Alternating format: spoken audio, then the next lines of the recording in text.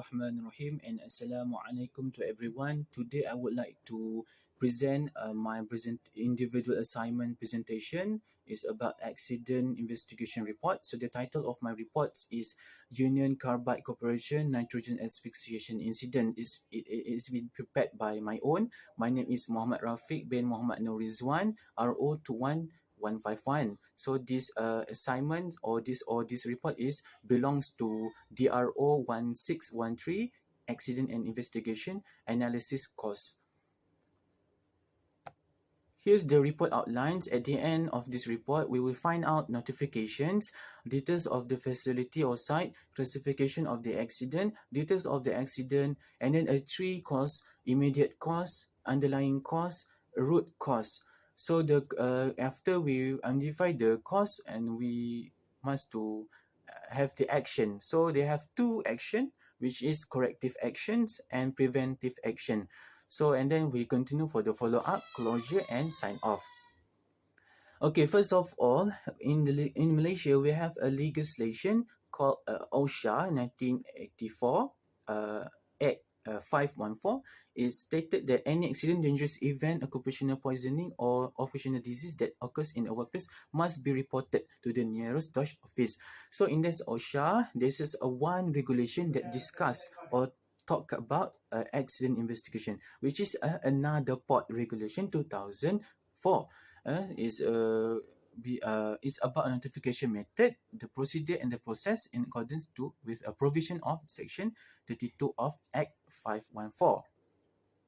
So this is the first component, which is notifications. So in this report is the accident at Union Carbide. So the first situation is that we want to notify is the two workers were overcome by nitrogen. One worker died from asphyxiation because of the asphyxiation, and the other worker survived but was severely injured. So asphyxiation is when the amount of the oxygens in the atmosphere is less than the nitrogen. So nitrogen basically is 78 and oxygen is 21%. But in this case, the percent of the oxygen is low because they are in a confined space. So in the atmosphere, the nitrogen overcome the oxygen, so they can breathe.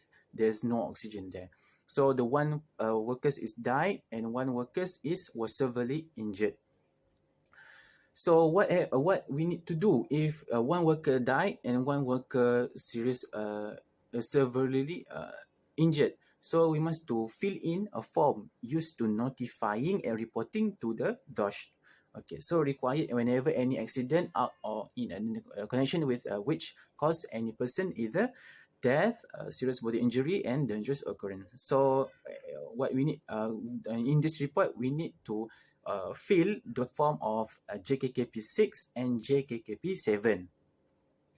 So the employers shall to notify the nearest DOSH by quickest means available and with 7 days send a report in a approved form.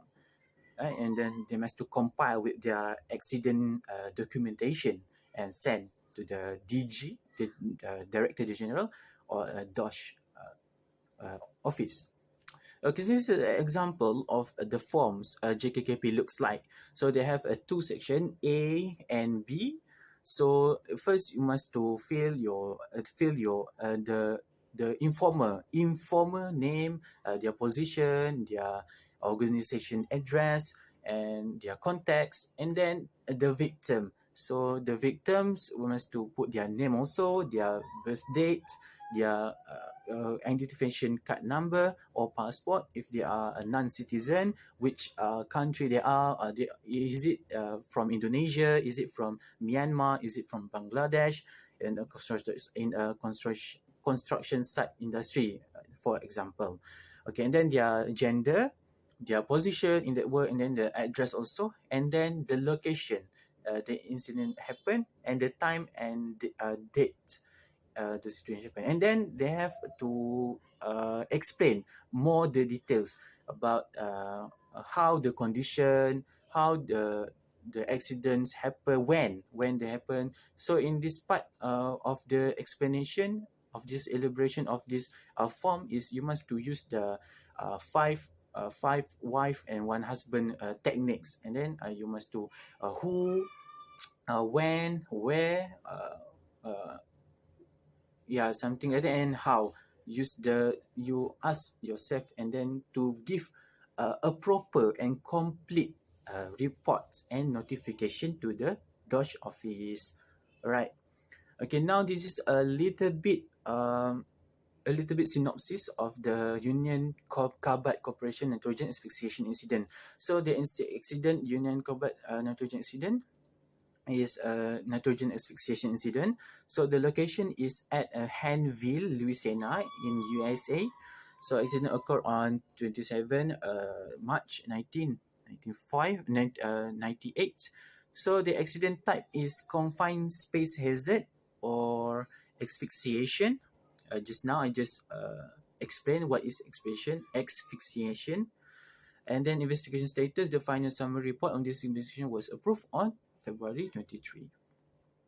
So this is about a company background. So Union Carbide is a chemical and polymers company. Their product is polythene and polypropylene into food containers or toys and so on. And then their history, they have formed the Union Carbide company in 1898. Okay, this is a company background. Okay, now we look the details of the facility site at TIFE Oxide 1 unit, okay, which is there are produced the ethylene oxide, ethylene glycol, and glycol ethers were the main products of the unit. So the parts of the facility that happen is in the red circle. If you like a location of incident, right? So if you look more, if you zoom in, they have there's actually a pipes. Actually, pipes. There's N pipes and S pipe. Yeah. If you can see the number 6 and 7 is south flange and north flank. So they have a north and south. The confined space is the pipes, so there are works inside the pipes, so it's a confined space hazard. Okay, the classification of the hazard accident is we have two workers. Okay, the first worker is workers A. He a serious injury, and the other worker B is fatalities. Okay, there are these two workers is actually competent, which is they had been working for 32 years and 23 years in this company, so they are competent. Okay, this is the details of the accident before the incident happened. So a day before the incident, they had a turnaround. Turnaround means they want to do some maintenance to the pipes. Okay, so they replace the old catalyst to the reactor with the new catalyst, so the cleaning oxygen feed mixture. And then the workers cleaning work in the pipes. So basically these two workers is will clean the pipes after when the turnaround is happen.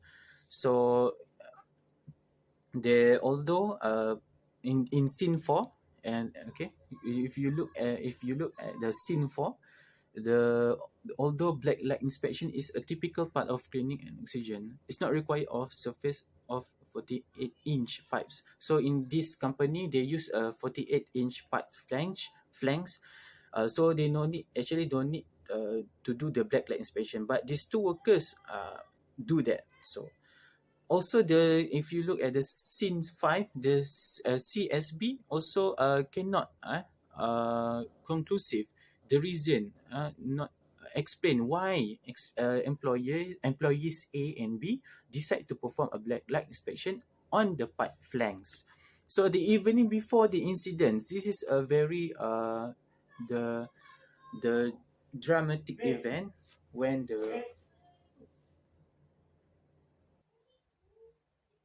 now we continue. The evening before The evening before the incident is actually a dramatic a scene when the worker A direct they ask for the operation technician to add the nitrogen to the piping.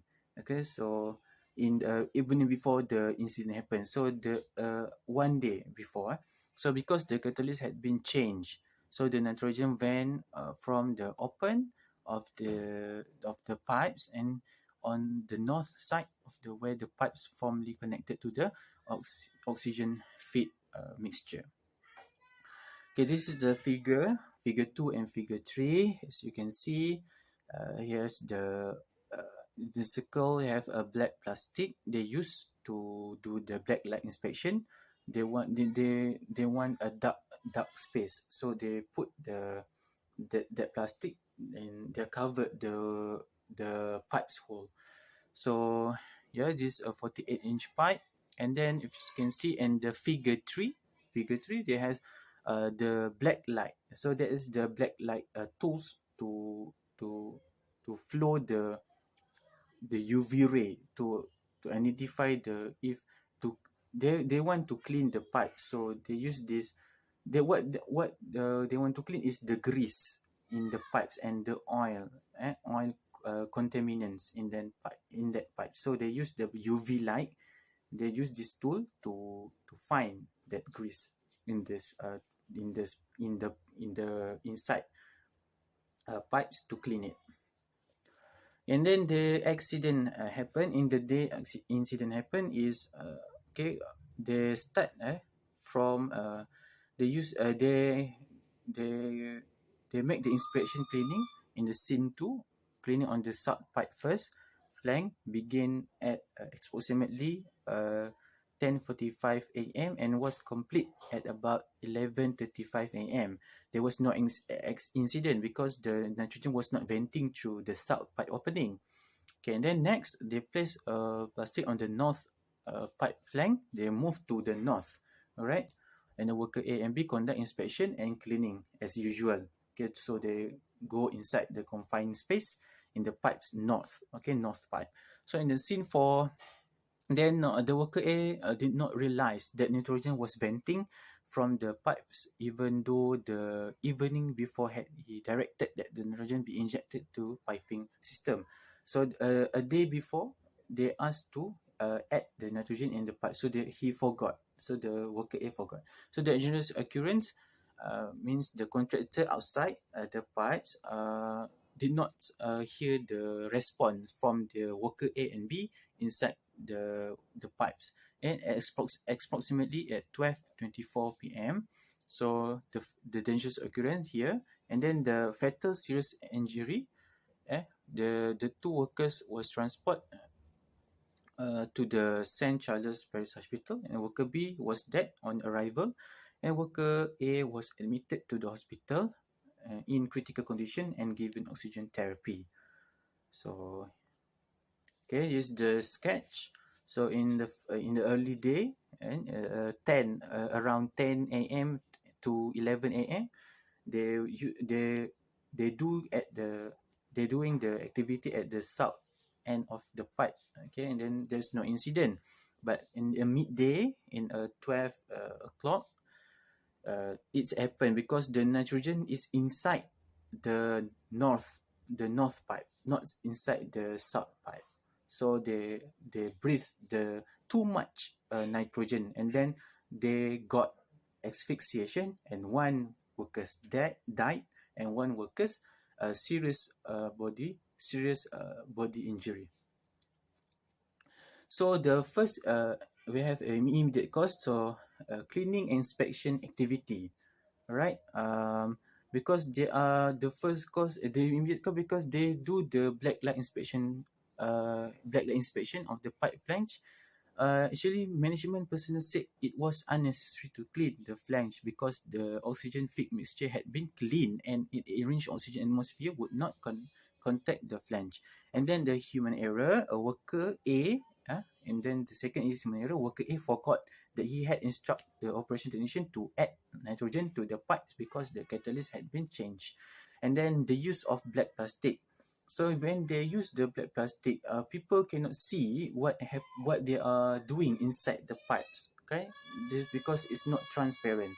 So because of they don't want a sun ray in overshadow in the pipes, because they cannot do the black light inspection, so they use the black cover. So this is the immediate cause, the use of black plastic.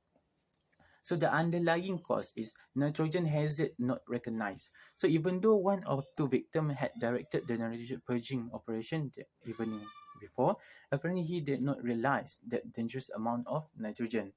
In this case, operators did not evaluate the risk caused by the nitrogen purge to the workers downstream and hazard at the open pipe and were not recognized.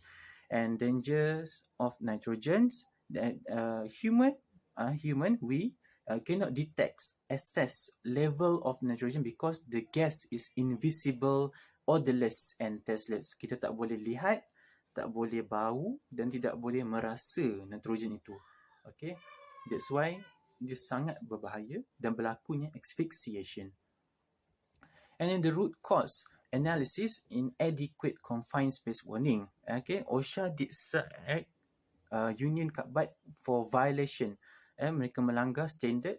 The investigation conclude that the hazard evaluation likely would have led operator to post warning sign at the pipe opening.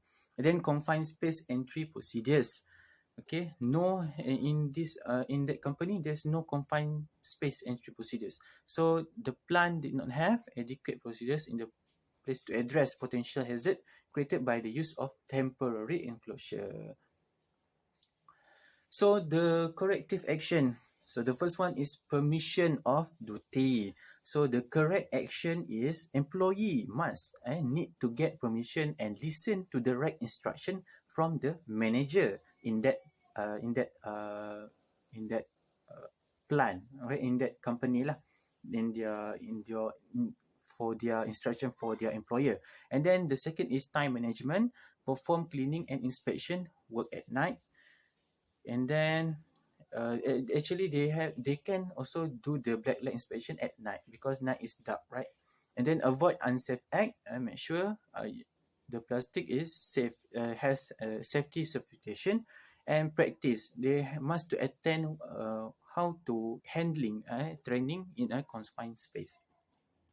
And then the preventing action, post sign containing the warning, danger or something like confined space, do not enter without authorities. Okay, the second preventing action is safety programs.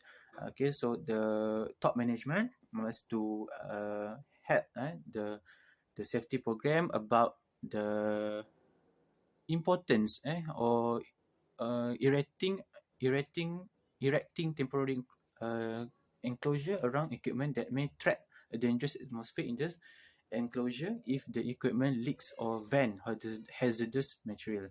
So, and then the third one preventing action is research and development of nitrogen.